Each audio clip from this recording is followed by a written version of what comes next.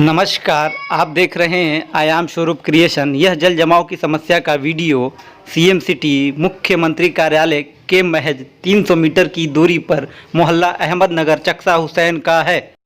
जैसा कि आप देख रहे हैं, इस सड़क की हालत काफ़ी दयनीय हो चुकी है। इस विषय पर जब हमने हिंदू मुस्लिम एकता कमेटी के अध्यक्ष साकिर अली सलमानी और कुछ अन्य लोगों से बात की तो उन्होंने अपनी बात कुछ यूँ कही।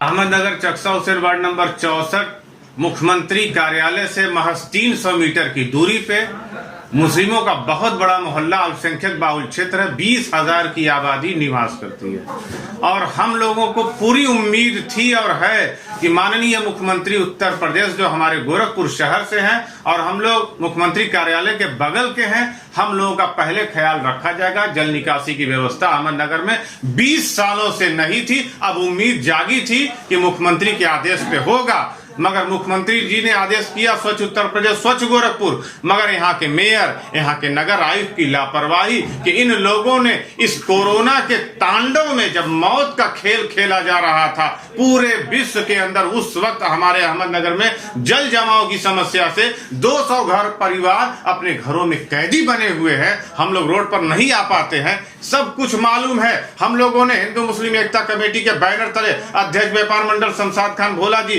रईस अहमद, सुधीर झा, तमाम समाज सेवी मिलकर अहमदनगर वासियों के साथ हम लोगों ने डीएम को ज्ञापन दिया, हम लोगों ने मेयर को दिया, नगर आयुक्त को दिया, कमिश्नर को दिया, मगर सबने यही कहा कि सैंपल बनवा दीजिए, सैंपल के लिए जमीन दे दीजिए, हम बनवा देंगे, जल निकासी की व्यवस्था करा देंगे। हम सैंपल कहां से दें, कहां से जमीन बतावें, जब आपको नगर निगम को मालूम है कि अहमदनगर में कौन सी जमीन नगर निगम की है, लेखपाल को मालूम है, आप जांच कराइए कौन सी जमीन नगर निगम की है, उसको ले लीजिए, आप एक्वायर कर लीजिए, बना लीजिए सैंपल। हमने कब मना किया, मगर घुमा फिरा के हम ही लोगों पे डाल दिया जाता है। इसलिए इस समय कोरोना का वक्त है, हम ये चाहते हैं, मोहल्ले में जल जमाव है। अहमदनगर चकसा हुसैन के अंदर जो रोड जा रही है, आपके अकबरी मस्जिद वाले रोड पर भी पानी है, नूरी मस्जिद के सामने शाहिदाबाद वाले रोड पर भी पानी है, और जो पत्थर वाली मस्जिद जमनैया गोरक्षनाथ मंदिर के गेट तक जाती है, उस रोड पर हाजी हासिम के सामने 1.5 फुट का गड्ढा है।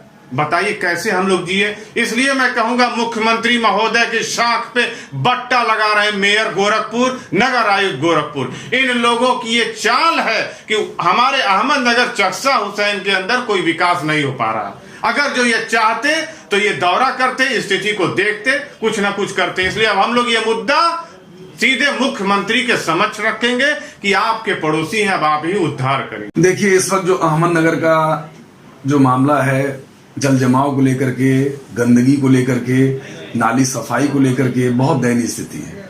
वो हमसे छुपा क्या है, मीडिया सारी बात जानती है। कई बार आपके मीडिया कर्मी प्रिंट मीडिया से इलेक्ट्रॉनिक मीडिया तक जा करके कवरेज किया, फोटो लगाया, इलेक्ट्रॉनिक चैनल में वीडियो चलाया, दिखाया, लेकिन प्रशासन के सर पे कहीं भी जू नहीं रहेगा, पहली बात। दूसरी बात, हम ये बताना चाहते हैं मीडिया के माध्यम से कि जब गोरखपुर से माननीय हमारे आदित्यनाथ जी महाराज मुख्यमंत्री चुने गए थे तो पूरा गोरखपुर शहर, हिंदुस्तान और उत्तर प्रदेश ने भी खुशियां मनाया था, लेकिन पूरा गोरखपुर शहर बहुत खुशियां मनाया, डंके बजे, मिठाइयां बांटी। लेकिन हम ये बताना चाहते हैं कि उन खुशियों में हम मुसलमान भी शामिल थे, वो अहमदनगर चकसा हुसैन भी शामिल था कि जब वो डंके बजे, जब वो मिठाइयां बांटी गई। और खुशी इस बात की मिली कि 20 साल से अहमदनगर चकसा हुसैन बदहाल था, सड़ रहा था, गंदे नाली का पानी बह रहा था। अब हमारे पड़ोसी मुख्यमंत्री आ गए, अब हमारे अहमदनगर चकसा हुसैन का विकास होगा, हमारे गोरखपुर शहर का विकास होगा।